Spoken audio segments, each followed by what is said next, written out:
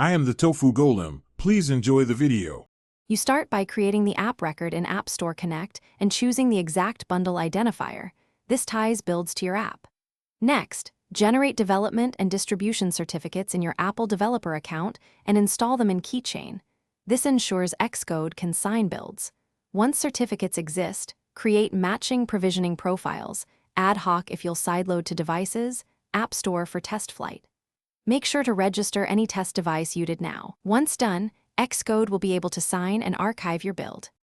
In Xcode, increment the build number and choose generic iOS device, then product right arrow archive. Once archived, use the organizer to validate and upload the build to App Store Connect. You can also use Transporter for manual uploads. After upload, wait for processing to finish, then assign the build to TestFlight. Add meaningful beta notes and metadata. For external testers, submit the build for beta app review. Internal testing can start immediately. This sequence ensures the build is signed, accepted. Once the build appears in TestFlight, invite internal or external testers and they'll receive install links.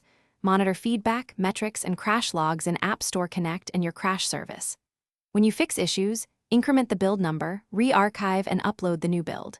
Testers will auto-notify. If something breaks, like signing or upload errors, revoke and recreate certificates, delete stale provisioning profiles, clean the Xcode build folder, and re-download profiles. This usually resolves the most common distribution problems quickly. Thanks for watching. Consider subscribing if we helped you today.